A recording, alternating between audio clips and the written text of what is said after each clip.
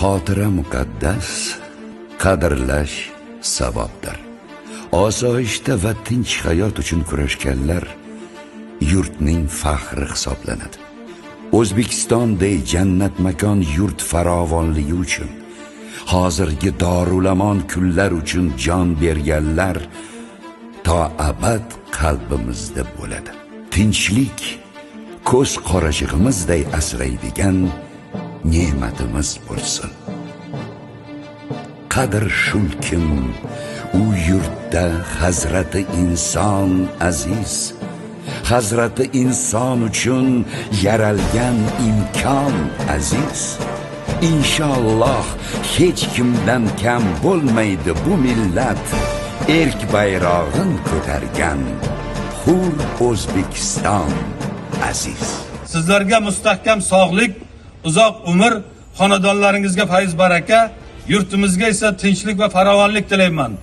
9-may xotira va qadrlash kuni barchamizga muborak bo'lsin. Armon nima ey do'stim, alam bilan o'tmoqda. O'lim nima ey do'stim, kelmas bo'lib ketmoqda. Sog'inch nima ayt sog'inch, kutib qolgan ko'zlaring.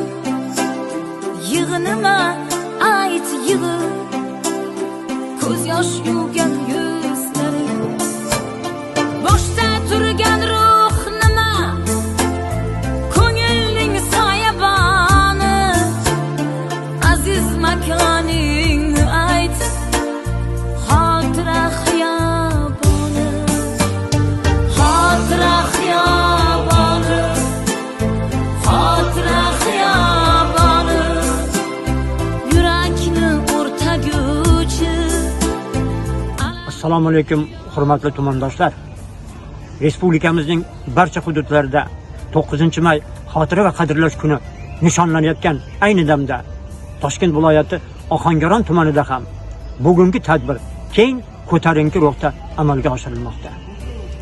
Ohangaron tumanida joylashgan monument yonida bugun keksalar, yoshlar, mehnat orti faxriylari barchalari jam bo'lishib gul qo'yish marosimi o'tkazilmoqda. Aziz tumandoshlar, bugungi kunda o'tganlarni xotirlash, bugun hayot bo'lganlarni qadriga yetish, ularning hayot yo'llarini yoshlarga ibrat qilib ko'rsatish asosiy maqsadimiz.